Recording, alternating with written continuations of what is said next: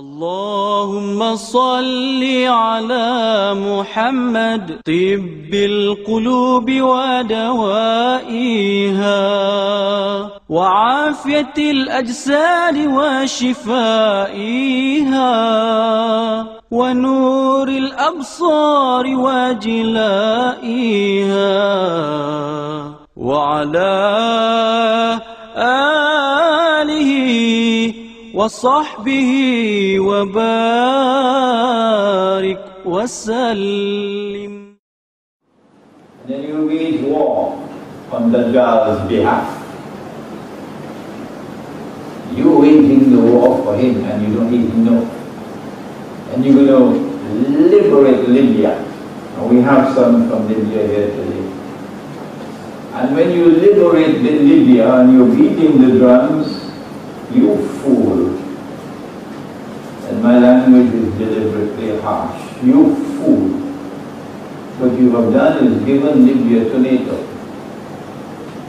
And NATO now controls Libya because of you fool. And that's the softest language I can find for them. And they're doing the same thing in Syria. And you will announce that he is killing his own people. The Syrian government is killing its own people. Oh, I see. Wonderful statement, Mr. President. But have you been sleeping, Mr. President? Has it been a very sound sleep? Are you not aware that this country and that country and that country, which are allies of the Zionists, are training and arming and financing armed men to enter into Syria, to wage bloody insurrection and to commit atrocious acts of terrorism? Are you not aware of that? And what is the government supposed to do? Put a red carpet to welcome them? And when the government intends to defend itself against armed insurrection, foreign armed insurrection, Mr. President, are you going to condemn that government? I hope the same thing happens to your country one day. If you don't have the know, you would not know, for example, that a loan from the IMF at 1.5% interest is still riba. So you will send to Al-Azhar University for a fatwa. They have eyes and yet do not see. This is how important is this methodology. Islam to Iman to Ihsan. And then in question we'll find what are the signs of the last day. And two are given. Why is that you'll find the naked barefooted shepherds competing with each other in the construction of high-rise buildings. That's easy to see.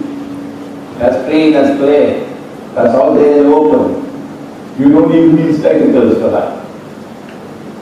Okay? What's the second one? And tell you that the slave woman will give birth to her mistress. Two different signs, not by accident. These two different signs are given to teach us about methodology. That there are some signs of Akhirul Zaman which are plain and clear. And there are other signs of Akhirul Zaman which have to be interpreted. And you need a methodology of interpretation.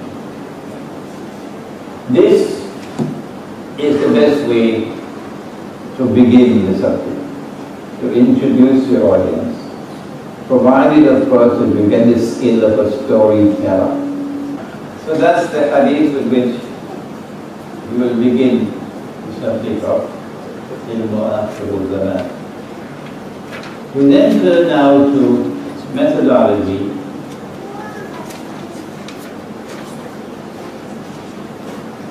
And in the same way that the hadith introduces to the fact that there are some signs of Akhir Zaman which are plain and clear,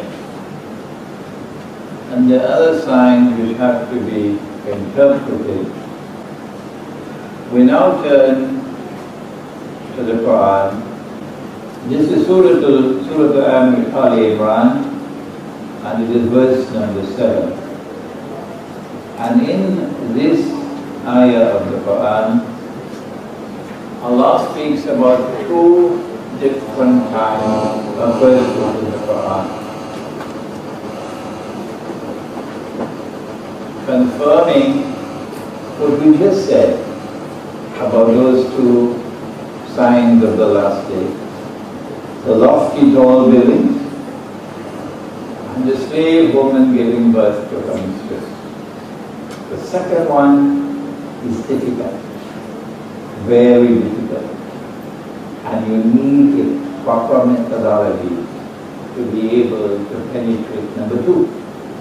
Not easy. Similar other verses of the Quran. There you are. There are some verses of the Quran which are plain and clear. فَمَنْ شَهِدَ مِنْكُمُ الشَّهْرَ فَلْيَصُمْ. The month of fasting is Ramadan. There's no two questions, no ifs and buts about that. It's Ramadan, although Habib Buraqiba in Tunisia wanted to change it from Ramadan. The month of fasting is Ramadan. Okay? The ayah is plain and clear. Most of the verses of the Quran are like that. Plain and clear.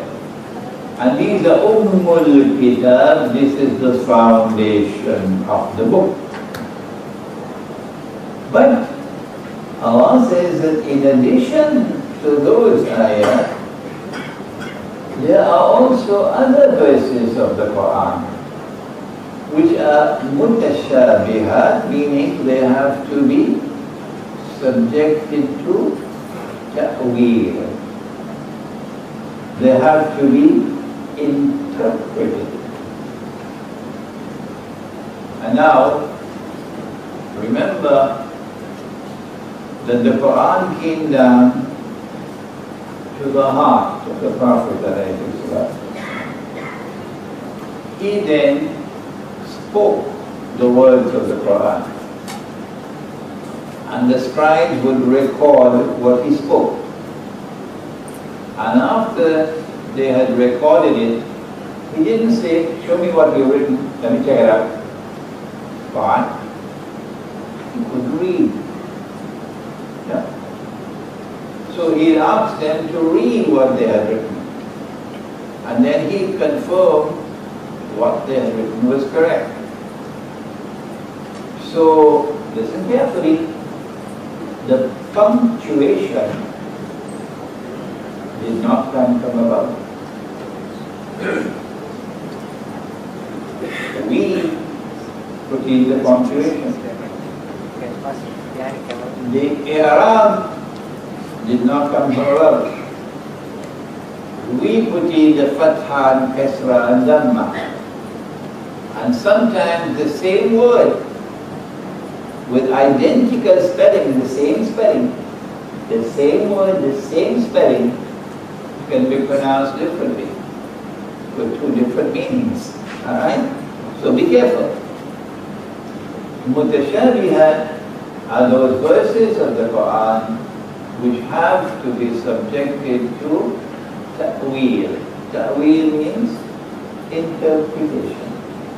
Now, the verse goes on to say that only Allah knows the interpretation. Full stop. And those who are firmly grounded in knowledge, next sentence, they say, everything is from Allah, we have faith in it. My teacher of blessed memory, Maulana Dr. Muhammad Abdul Rahman Ansari, rahimahullah, responded to say, well, in that case, here is Allah subhanahu wa ta'ala appointing Nabi Muhammad alayhi salatu wasalam to teach the Quran. وَيُعَلِّمُهُمُ الْكِتَابِ. He's the teacher. And the teacher does not know the meaning of the second set of verses.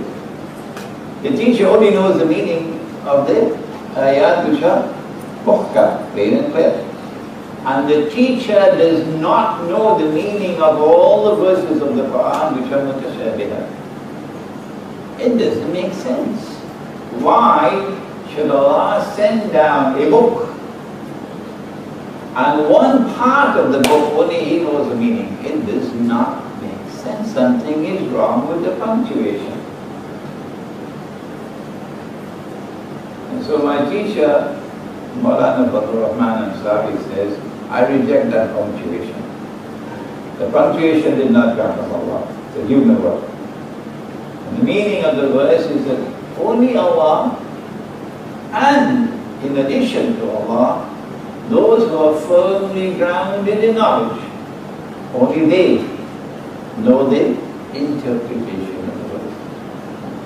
Why do those who are firmly, before we speak about them, Allah warns that these verses which are mutashabihat are going to be used by those who are bent on sowing the seeds of confusion and of misguidance.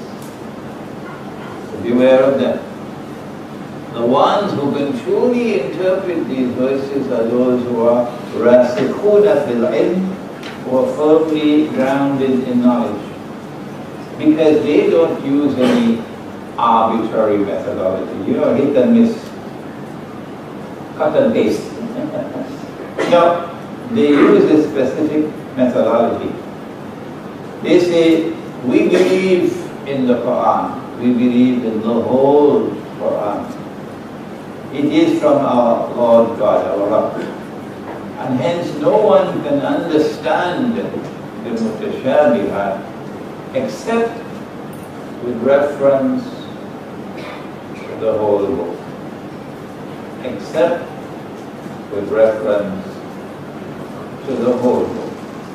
In other words, we're being given the mother of all lessons here. Do not be haphazard. Do not be whimsical. Do not be arbitrary when you seek to understand these verses.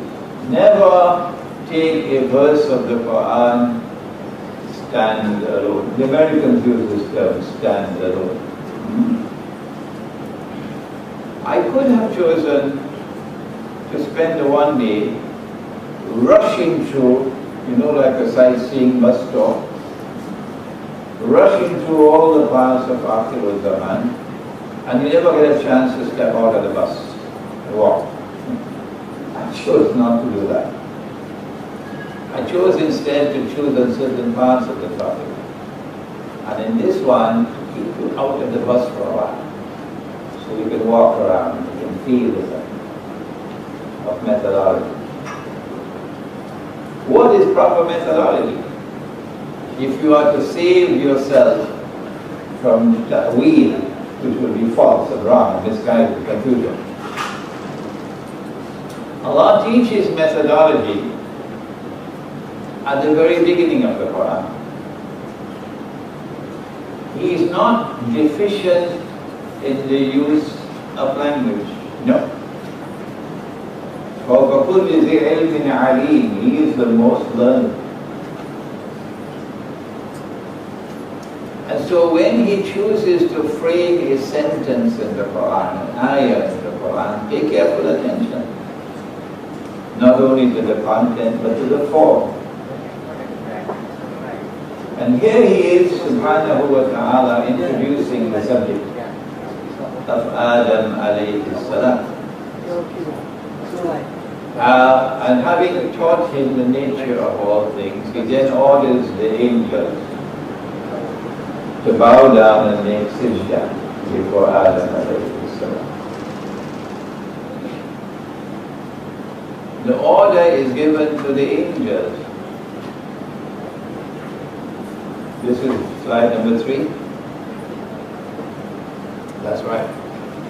The order is given to the angels.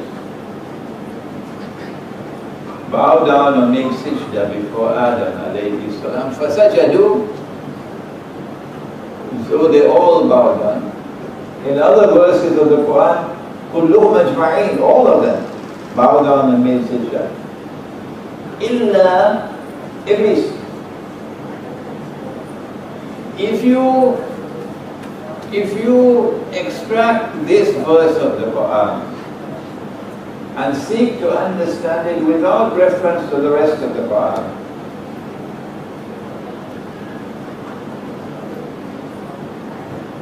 you cannot escape from the logical conclusion that Iblis was an angel.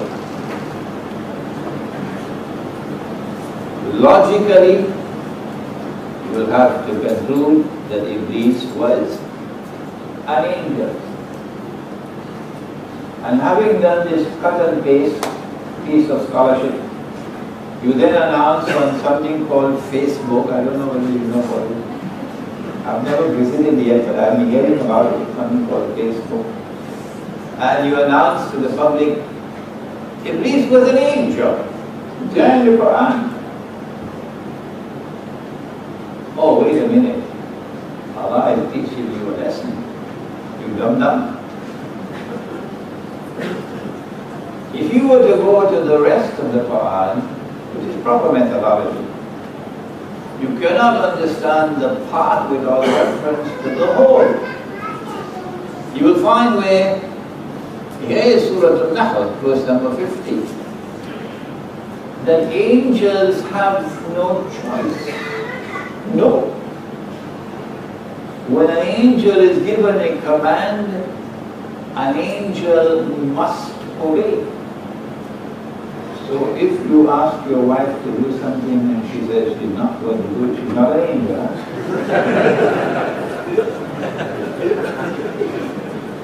Angels must obey. وَيَفْعَلُونَ مَا يُؤْمَرُونَ. They do what they have been ordered to do. If you had studied that verse of the Quran, you would then have understood, oh wait a minute, he disobeyed. So he could not have been an angel. And I've made a fool of myself with my inadequate methodology. And I've declared on Facebook, he's an angel. And now my face is red with embarrassment. And then Allah subhanahu wa ta'ala, next one, tells us in Surah Al-Kahf, وَكَانَ مِنَ الْجِنِّ. Iblis was jinn. The Christian scholarship wrestled with this problem. And many amongst the Christian scholars came to the conclusion that they don't call him Iblis, I think they call him Lucifer, that he was an angel, but then he fell down, so he became a fallen angel. In order to accommodate the subject in their methodology. This is a case of theological gymnastics. No, you're wrong. You use the wrong methodology.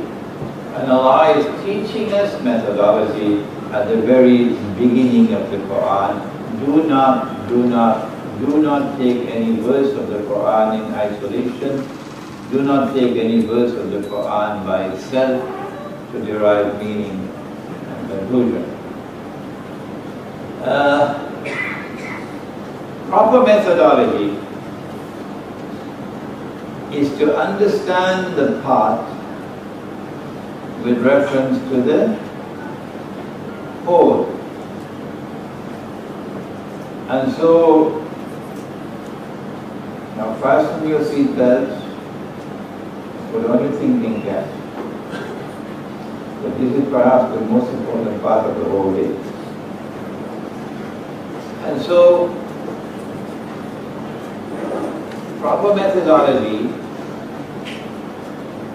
is that you have to go through the Quran to locate all, if I may be forgiven for using the word, all the data of the Quran, which is connected with this subject, and bring all that data together. And since the Quran is non-contradictory, وَلَوْ كَانَ مِنْ عِنْدَ غَيْرِ اللَّهِ لَوَجَدُوا فِيهِ اخْتِلَافًا كَثِيرًا. Had this Quran come from a source other than from Allah, you would have found in this Quran many instances of contradictions, inconsistencies, internally and externally. But there are no contradictions in the Quran. The totality of the Quran is harmony. So when you have located all the data from the Quran, you have to bring all that data together in a harmonious whole. Integrate it together in a harmonious whole. To integrate all that data into a harmonious whole, you need not only knowledge, you need knowledge, so you've got to do your homework. You've got to do your homework. وَأَلَيْسَ لِلْإِنسَانِ إِلَّا مَا سَعَى. If you don't plan, you will not read. And more than any other thing, it is in this subject that you've got to plan if you want to read. So you've got to do your homework. To seek to integrate all that data from the Quran into a whole which will be a harmonious whole, with no inconsistencies, no contradiction, and that is not an easy task. So don't attempt to run when you do not even as yet know how to read. Be careful. But in addition to that, as every scientist would tell you, all the major discoveries of science are like this. You need something more than the rational effort. Something more than the cerebral effort. You need something called insight. And our chairman is the one who introduced you to insight. This is the third insight. And in this case, spiritual insight. And so the importance of the spiritual quest in Islam. The people who have distinguished themselves all through our history in the pursuit of the spiritual quest chose, I wish they had not done it, chose to give to their discipline the name of tasawwuf or Sufism. If they had not done that, my life would have been so much easier. Yes. It was Dr. Israr Ahmad Rahimahullah in Pakistan who first drew my attention to it. Why did they not stick with the term given by Jibreel alayhi salam, al-ihsan? If they had stuck with al-ihsan, stayed with that term, which is the same as tasawwuf, we wouldn't have all this jihad today against Sufis. It is al-ihsan which delivers insight. So they can establish as many think tanks as they want in Washington or in Jerusalem. The doors of the Quran will forever remain closed to them. They will never be able to penetrate the Quran unless Allah opens the door for them. And that door will be opened with insight. So go down on your musalla and pray and beg for knowledge. Beg for it. Oh Allah, they are asking for this and for that and the other. He wants a Mercedes Benz. He wants the most beautiful woman in the world. And he wants a house lovely as a castle. But this is all I ask for. This is all that I ask. Ask for it, for knowledge. And that knowledge will come to you with insight. And so you're able to bring the totality of the Quran on this particular subject, the totality of the data into an integrated and a harmonious whole. And only then you can now direct attention to the verse of the Quran.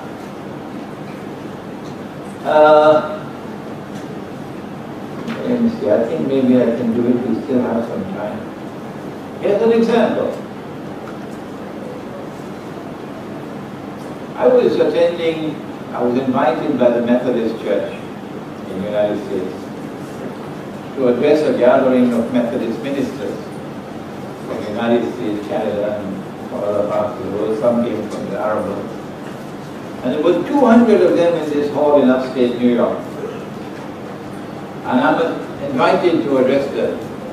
I'm probably the only Muslim in the whole hall. And after I gave my talk, they're very polite people, the Americans, ripple of applause and so on. Then one elderly minister held up the Quran in his hand. Yusuf Ali. And incidentally, I forgot to mention, I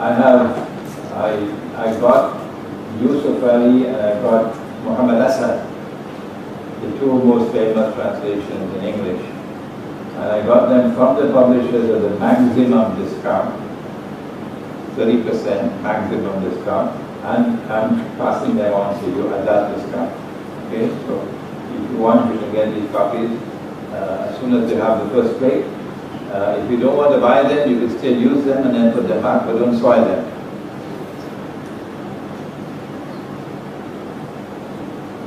Check. You mentioned in your talk how Muslims and Christians show respect for each other. And the Quran speaks so highly about Jesus. But what about this verse of the Quran? And then he started to read. And there's pin drop silence in the hall. O you who have faith, do not take the Jews, do not take the Christians as your friends and allies. They're friends and allies of each other. I didn't know how to answer.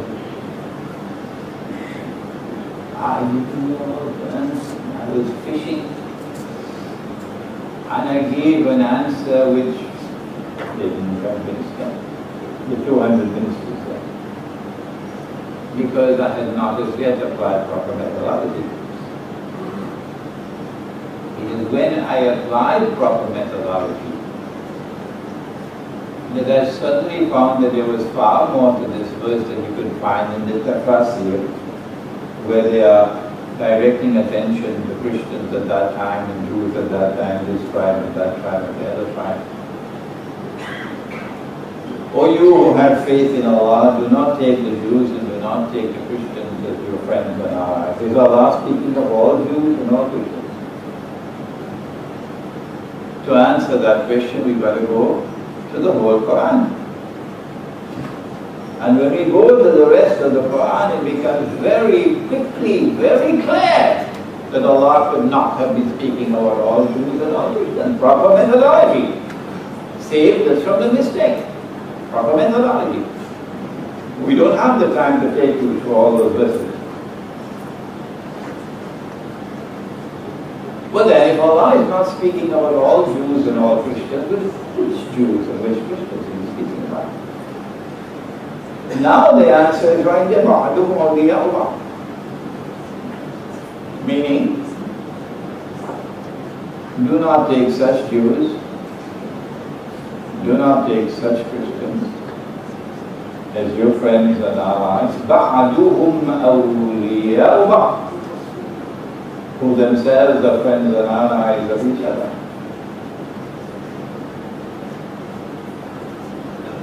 In other words, the Quran is anticipating a moment in time which is to come,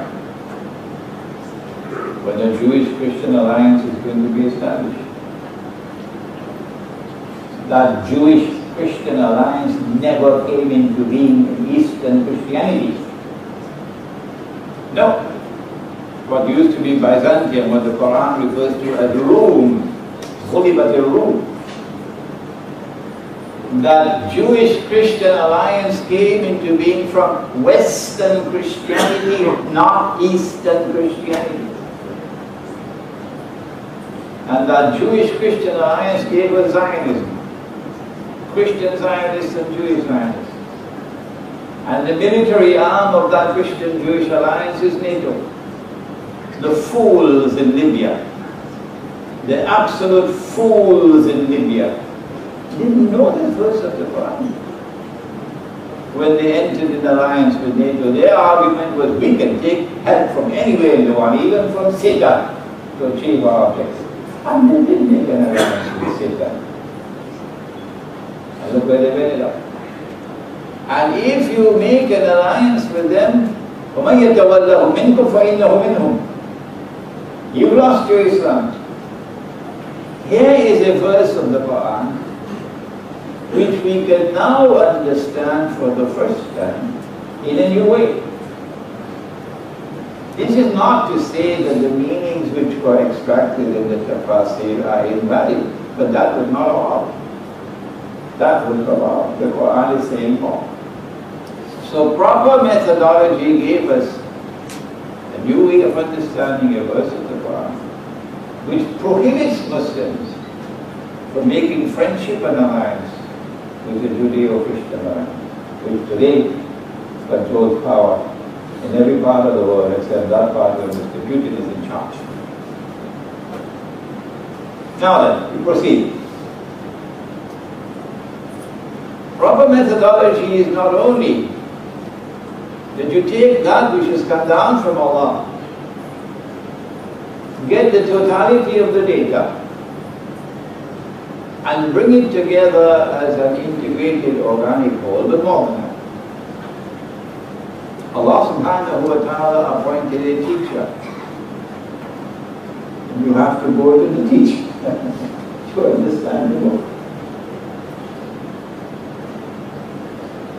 But while the book is protected by Allah, إِنَّا نَحْنُ نَزَّلْنَا الذِّكْرَ وَإِنَّا لَهُ لَحَافِظُونَ. Allah protects the book. Allah has not declared that He is going to protect what the teacher has done. So the ahadith are not guaranteed by Allah for their authenticity. The Quran is guaranteed for its authenticity. Well then, how do we use the ahadith? There are those who write off all the ahadith. We are people of the Quran alone.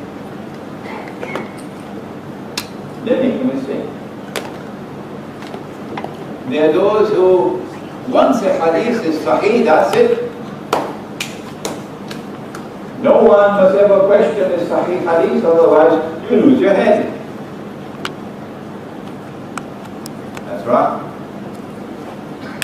The Quran sits in judgment over the hadith. The Quran sits in judgment over the hadith. I forgot to mention, Dr. Ansari says that in order to bring all the verses of the Quran together in an organized, harmonious whole, you have to locate the common thread which binds them together. That common thread that he calls it the system of meaning. Don't try to translate it into Arabic, I don't think you'll get a translation. The system of meaning which binds it all together. A scientist would understand, because that's how scientific discoveries come. Now then, having located the system of meaning of the subject from the verses of the Quran, now you turn to the ahadith of the Prophet ﷺ. And all the ahadith which are capable of being fitted into that system of meaning will now be added to the database. This is very, very important. All the ahadith which can be harmoniously integrated into that system of meaning will now be added into the database. And what do you do with ahadith, even if they are sahih, which do not fit into this? What do you do? The question is, what do you do when a hadith is in conflict with the Quran? What do you do? The answer is, you stay with the Quran. Is there anyone who wants to challenge that? We have enough time later on. You stay with the Quran. Aisha radiallahu ta'ala anha, and the hadith is Sahih Bukhari, you know it. And she says that Nabi Muhammad alayhi salatu wasalam married me when I was 6. He married me when I was 6. I don't know about your part of the world, but in Trinidad, where Nasheed and I come from, when you marry a girl, you can take her home. Once you marry her, you can take her home. She's yours. And more than that, you can close the doors. You can close the windows. And if anyone wants to come inside of the home to take a look, you can then get out. There's private property here. So you can marry a 6-year-old girl and take her home. Close the door, close the windows. The Prophet ﷺ married me when I was 6 and consummated the marriage when I was 9. I'm not particularly concerned with that part. I'm concerned with the marriage part. Is this hadith in conformity with the Quran? Or is it in conflict with the Quran? If I marry a girl in Islam, she has a choice. I have to make a proposal of marriage, and she has to accept or reject, usually through her wali. And if she says no, you better go find somebody else, because she has the right to say no. And if she does not have the right to say no, if she has no choice, the marriage is invalid. The marriage is invalid. Good. If the Prophet ﷺ married her, the implication is that you have a nikah. And in order for a nikah to take place, she must have choice to say yes or no. But when Allah has decreed a matter, you don't have choice. She had no choice. So how can you have a nikah with someone who has no choice? The communication from Allah is she is your wife. Allah has already chosen her as your wife. Implicit in this statement is the marriage is already taking place to Allah. If she is already divinely married to you, how can you have a marriage ceremony here? Once Allah has married you to her, there is no marriage ceremony here. So there is a deficiency of language here. Instead of saying, he married me when I was 6, it should have said, Allah married us. Not he married me, Allah married us. Okay? Once you notice this deficiency in language, it should have been Allah married us, not he married me. You now are alerted to this hadith. Now, marriage means that you have lawful sexual relations. Once you're married, you have lawful sexual relations. Is it permissible to have lawful sexual relations with a girl when she's 6? When she's not as yet reached the age of puberty? When she's not as yet become a woman? Is it permissible for us to have sexual relations with a girl before she becomes a woman? Is that permissible? Yes or no? If you say yes, you're going to have to give us proof from Allah's word. I have avoided in my public lectures this part of the subject. But since we are a small gathering today, I'll give you a verse of the Quran. Allah speaks in the Quran and says about your woman, excuse me,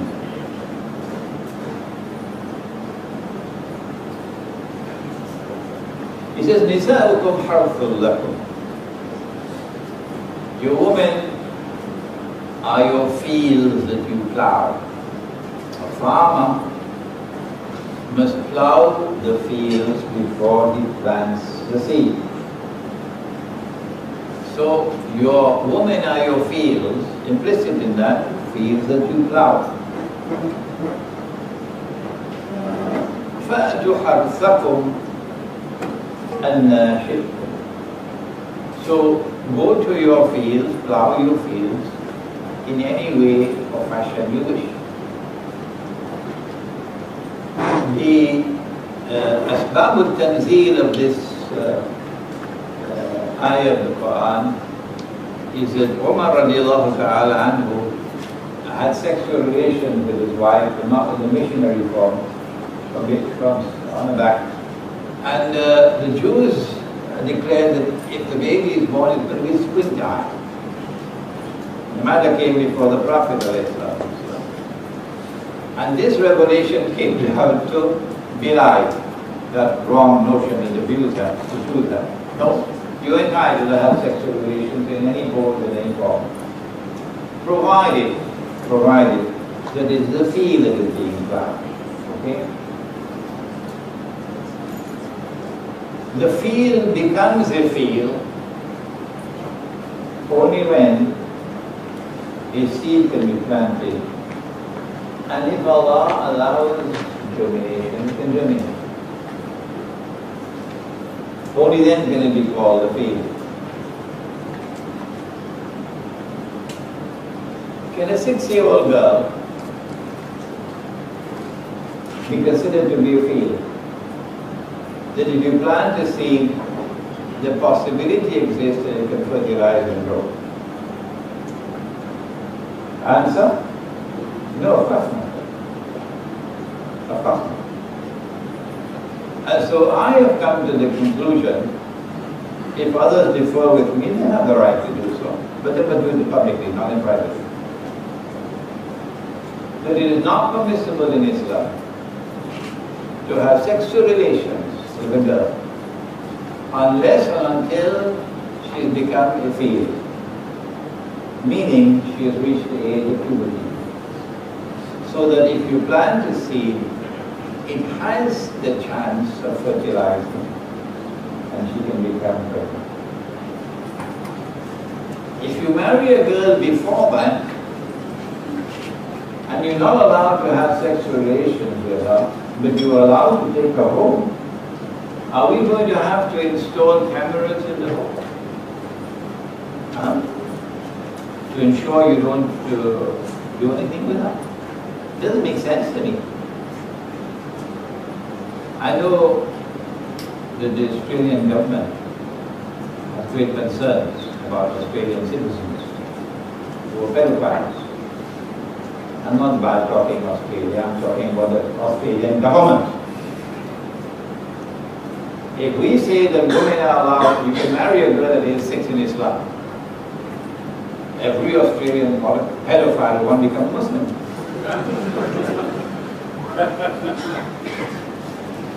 This is not ungracious language on my part. No. So no Australian should be annoyed with me because the Australian government has enacted legislation, I believe. We have some Australians here. Yeah. So have they enacted legislation? I believe they have enacted legislation now that you can be prosecuted in Australia. If you go to Indonesia, for example, and do such a thing, you come back home, they can prosecute you in Australia. And so I have come to the conclusion that this hadith is in conflict with the Quran. And so if a case comes before the Sharia court in Egypt, what should the Sharia court do? Here is an Egyptian couple with a 6-year-old daughter. And here's a man who is 55 years old, and choose a particularly ugly looking man. Not like Dr. Umar's wife, his wife is very handsome. And my wife is also doing a good job. So you choose an ugly looking 55-year-old, and you have CNN and Al Jazeera there, so captain, and the mother comes before the Egyptian Sharia court. What is the court to do? If you adopt the proper methodology, you would throw out the case, because this hadith is in conflict with the Quran.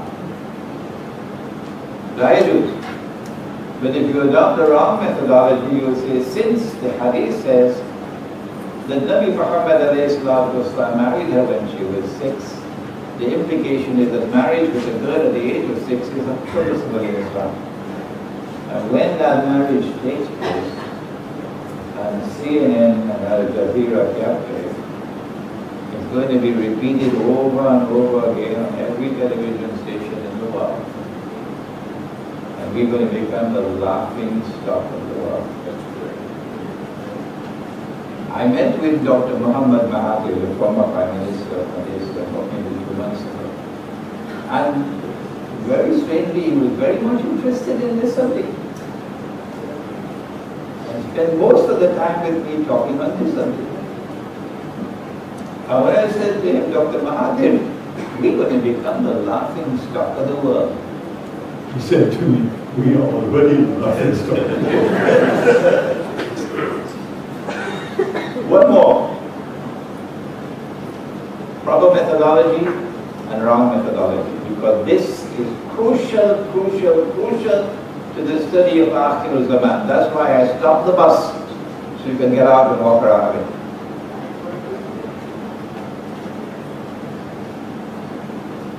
The Quran sits in judgment over the hadith. Proper methodology. The hadith, even Sahih hadith, do not have the same status as the Quran. Proper methodology. If you do not hold on to this, you cannot handle Akhir Zaman. Because I'm warning you, there are fabricated hadith planted there. And you're going to step on a time bomb. So you will need proper methodology to be able to handle Akhir Zaman.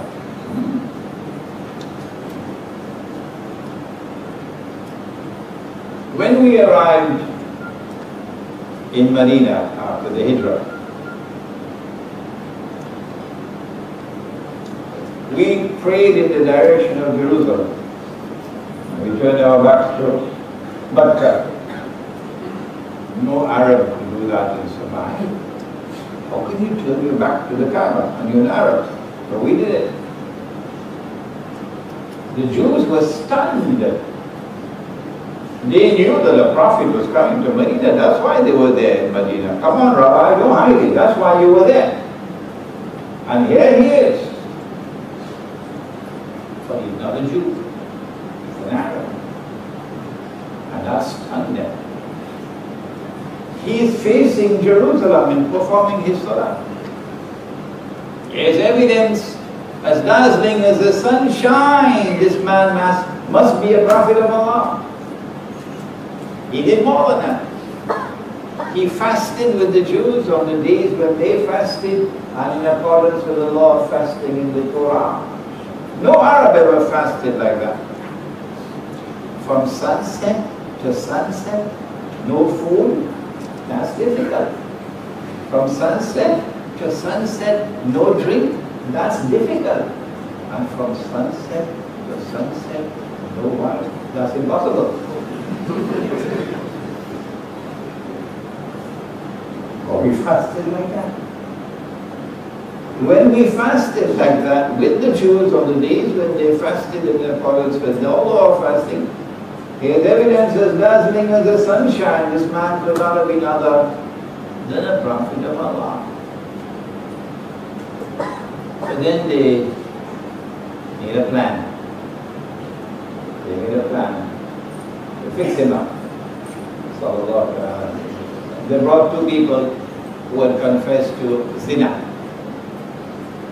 O Muhammad alayhi salatu wasalam, you judge the case. He asked,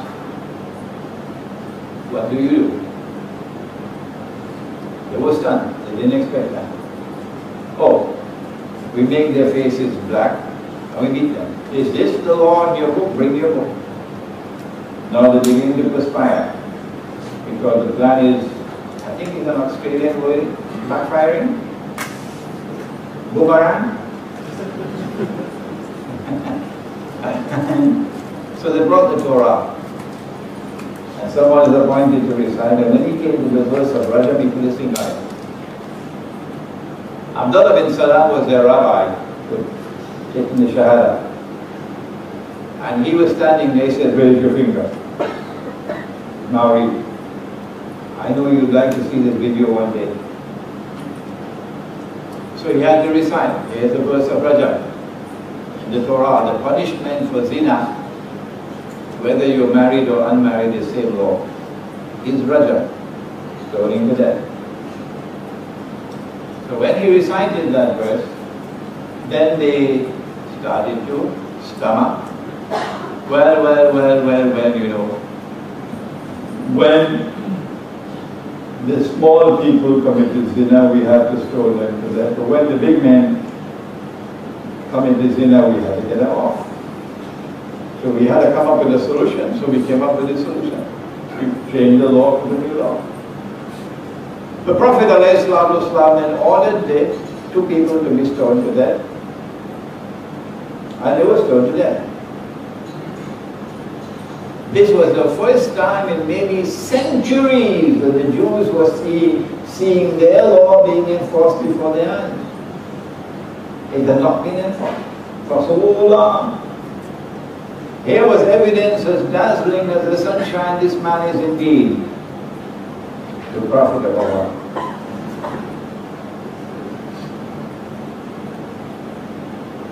Allah is waiting. Will you accept it? Yes or no? In the next session, we'll come to this part of the subject. Then they decided to conspire to destroy Islam. And when the evidence was there, plain and clear, so it could be shown to them on Judgment Day, then Allah shut the door to mercy for them. This is the next session. He did a number of things. In the Quran, Allah speaks about it as nasakh, abrogation, cancellation. Number one, he changed the Qibla. When he changed the Qibla, he didn't do it part-time, you know. Monday, Tuesday, Wednesday, that Qibla, Thursday, Friday, Saturday, Sunday, this Qibla. No. The old Qibla is now cancelled, abrogated, finished. Replaced completely and totally by a new Qibla. The old Qibla was Jerusalem. New Qibla is not Washington. New Qibla is Mecca. The old law of fasting is now cancelled, abrogated. Replaced with a new law of fasting. And we like the new law of fasting. Because dawn to sunset. No food, no drink. And during the night we can go to our wives. So there are smiles in Medina with this new law of fasting. But then, a third naskh. It's there in the Quran. The Quran says one thing, but the Hadith says another. The Quran says that the new law of fasting is a public flogging. The old law is mansukh. Mansukh is not an Arab fellow with a shop here in KL. Mansukh means cancelled, abrogated. The old law is mansukh. It's replaced with a new law. The old law is rajam, stoning to death. The new law is a public flogging. I was in the classroom of tafsir.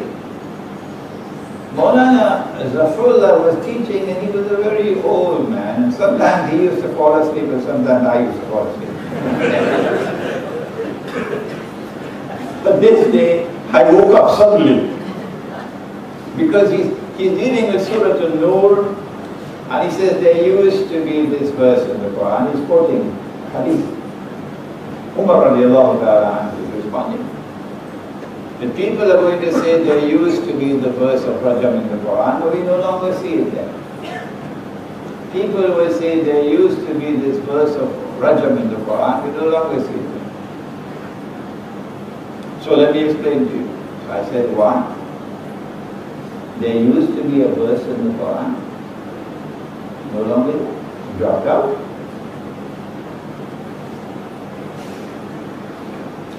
I couldn't say it in the classroom. This sounds like a load of rubbish. I waited until the class was over, and I went to Dr. Ansari's office.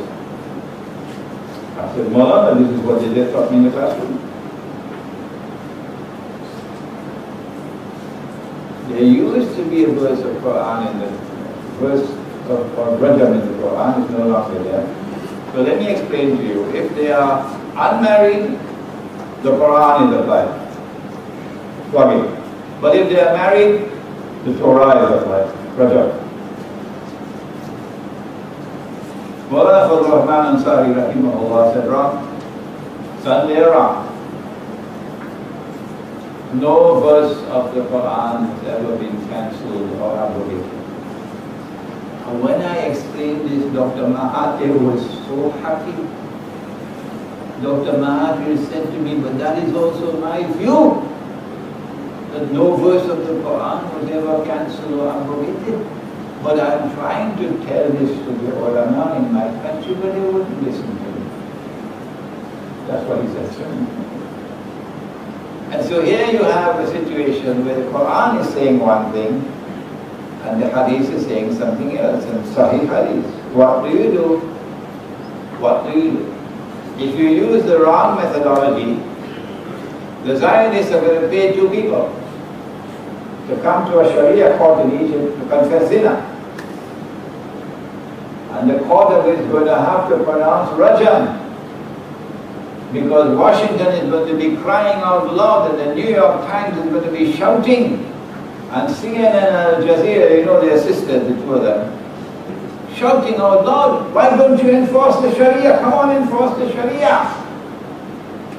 So you're going to have to enforce Rajam, because that's your methodology. And when you enforce the Rajam, CNN and Al Jazeera are going to capture it. And they're going to play it over and over again ad nauseum in every single television station in the world. And you're going to be more than the laughing stock of the world. Mankind is going to scorn you. Mankind is going to look down upon you. And Israel is going to reap dividends, publicity against Islam. Here is the matter of methodology. No verse of the Quran has been cancelled, none. No verse of the Quran has been abrogated, none. Cancellation and abrogation refers to previous revelations in the previous books, some of which have now been abrogated and replaced with new revelation in the Quran. This brings us to the end of session 1. What I have done is to take you out of the touring bus so you can walk around and feel the sun, feel the earth, on the subject of how important is the subject of Akhirah. Why did Allah send him, Jibreel alayhi salam? Why? As a human being, in this dramatic way. Why? Obviously, it was close to the end of the life of the Prophet alayhi salam. If you do the research, you might be able to convincingly declare that this event took place after the farewell pilgrimage and the Prophet ﷺ returned to Medina. And he now has about 81 days left in his life before he died. We know that this took place late in his life because when the question was asked, what is Islam? He answered one of the things that constitute Islam is Hajj. And he could not have included Hajj until Fath Makkah. Okay? So why did Allah subhanahu wa ta'ala send Jibreel alayhi salam in this dramatic way?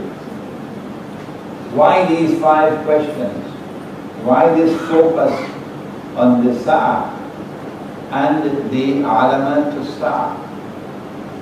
Why is it that 2 of the signs are given but they are so different from each other? One is plain and clear, Mubin. The other one, you can't touch it without ta'weel, interpretation. And then the Quran itself tells us, the verses of the Quran are like that. Some are muhkamat, plain and clear, but others are mutashabihat. What about this punctuation problem? Are you convinced with the present punctuation that only Allah knows the meaning of the mutashabihat, not even the Messenger of Allah knows the meaning of one part of the Quran? Or do you believe that this punctuation is wrong? And if the rasikhuna fil ilm can understand the verses of the Quran which are mutashabihat, what is the methodology? The totality of the Quran, we believe in all of it. And therefore you cannot understand the part without reference to the whole. And so the methodology is take all the verses of the Quran on that particular subject. And that is not easy. That takes time. And then try to bind them together as an unorganic whole. Non-contradictory, harmonious whole. And to bind them all together as a harmonious whole is not only an intellectual effort, but also requires something called, what is the word? Insight. Yes, this is an insight seminar. Insight. Sharifa is smiling now. Insight. Every scientist knows about insight. It's not sold in the stock market. If Allah puts nur in your heart, you can get insight. But to get that insight, you have to love the Quran. And if you visit the Quran once a year, in Ramadan, and for the rest of the year, you don't have time, you're not going to get the insight. You must recite the Quran cover to cover. And when you finish, you start again. When you finish, start again. And you teach your children. The best way to teach them is to turn off the television. But better than that is to take the television and throw it out. Teach your children to recite the Quran, cover to cover. And when you finish, start again. And when you finish, start again. If you continuously recite the Quran, then the Quran will one day become your teacher. Every time you recite the Quran will teach you something new. Oh, but I've been reciting this verse so many times. I can't remember how many times. But now for the first time I'm seeing something new in it. Insight. Insight. If you use the proper methodology, you get a system of meaning. When Dr. Ansari speaks of the system of meaning of the Quran. And then you integrate the hadith, and then you're able to recognize the fabricated hadith.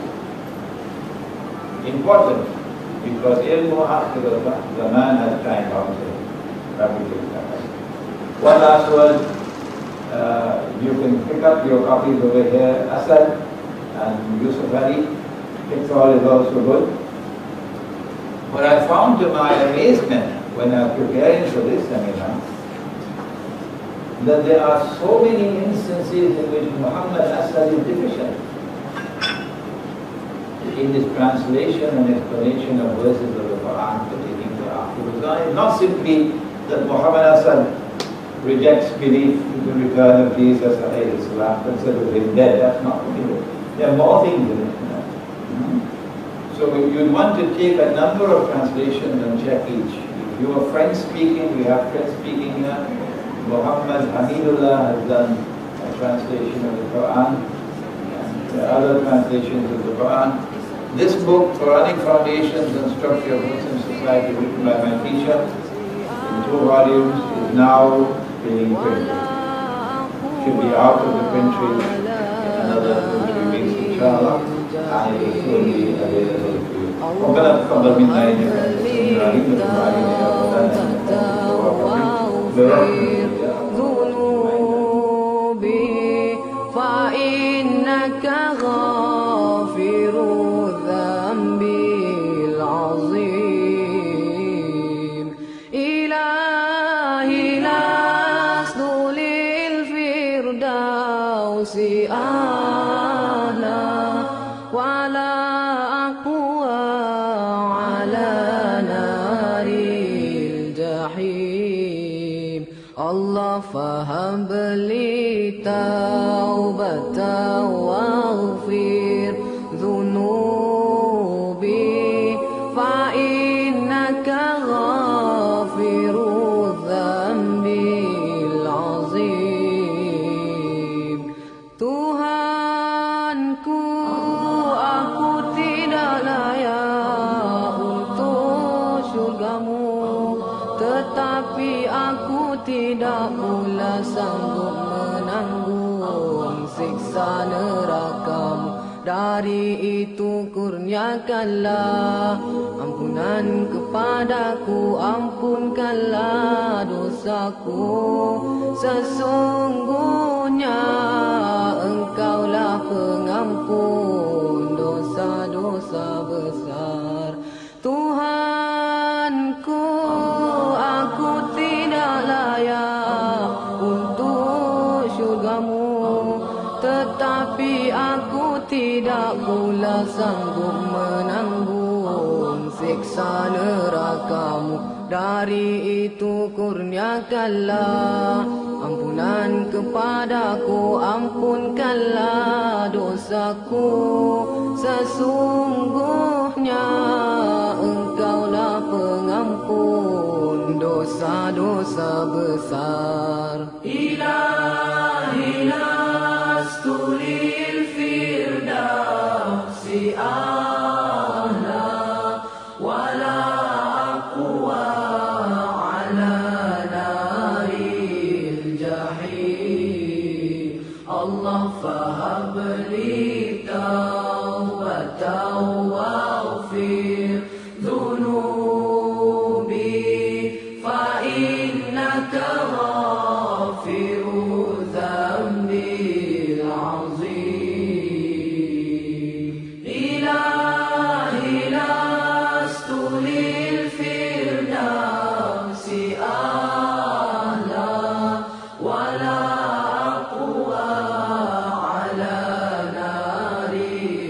تحيي الله فهب